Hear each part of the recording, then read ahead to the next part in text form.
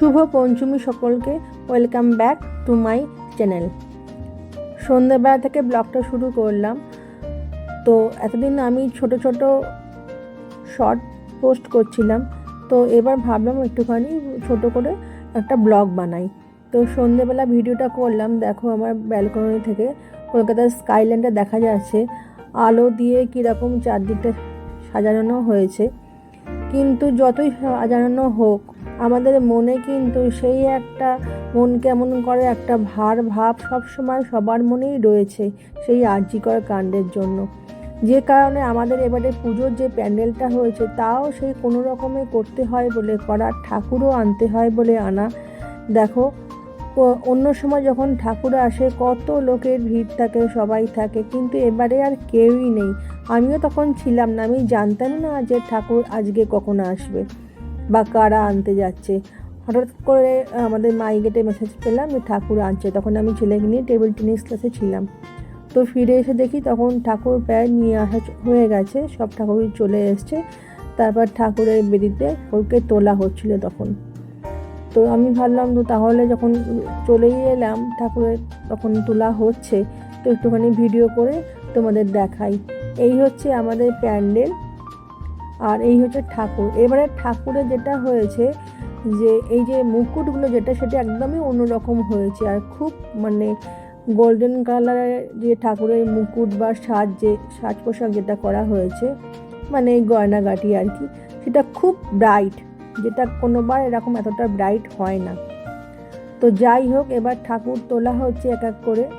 অন্য সময় না প্রচুর লোক থাকে আমাদের এখানেতে, সবাই কত আমরা আনন্দ করি। এবারে তো লোকই নেই, কেউ যেন আর কারোর ভালোই লাগছে না, যে মনে হচ্ছে না পুজোটা না হলেই হয় এরকম। কিন্তু পুজো তো বন্ধ করা যাবে না, এত বছর ধরে পুজো হয়ে আসছে। তো জানি না মা দুর্গার কি ইচ্ছা, আদৌ আমরা মনে শান্তি পাবো কি না, আদৌ অবহেলার বিচার হবে কি না। যাই হোক, দেখো এখানেতে সব ঠাকুরই চলে এসছে। তো শুধু এখানে যেটুকু ঠাকুর বাকি ছিল সবই তোলা হয়ে গেছে। তো ঠাকুরগুলোকে একটু সামনের দিকে টানা বেশি হয়ে গেছিলো, তো ওদেরকে একটু পিছন দিকে সরিয়ে দেওয়া হলো। এই হচ্ছে আমাদের ঠাকুরের ফাইনাল লুক। আর ফাইনাল লুক বললে ভুল বলা হবে, যদিও ঠাকুরের এখনও সব অস্ত্র দেওয়া হয়নি। ঠাকুরের দুর্গা মায়ের যে মাথার যে মুকুট, সেটা লাগানো হয়নি। আগামীকাল বোধন ঠাকুরের, তো তখন হয়তো কেন তখনই সব লাগানো হয়ে যাবে।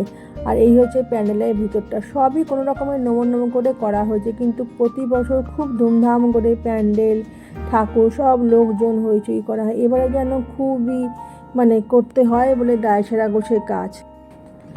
আর পুজোর নির্ঘণ্ট এবারে দেখো, সব ভোরবেলায় সবাইকে রেডি হয়ে চলে আসতে হবে মণ্ডপে ঠাকুরের পুজোর জোগাড়ের জন্য। এই হচ্ছে আমাদের প্যান্ডেলের ভিতরটা, প্যান্ডেলের ওপরটা, মাথার ওপরটা। আর এই ঠাকুর তো নিয়ে আসা হয়ে গেছে, সাজানো হয়ে গেছে। এবার সামনে কাপড় দিয়ে দেওয়া হয়েছে।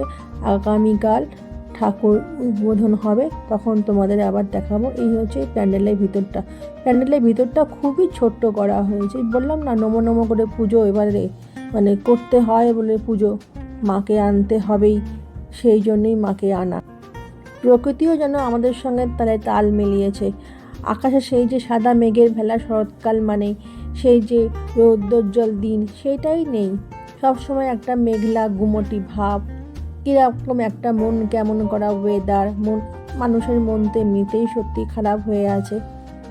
তো যাই হোক, আমার ব্লগটা আমি আজ এখানেই শেষ করছি। আমার ব্লগটা ভালো লাগলে please like, share and comment and subscribe my channel. Bye bye.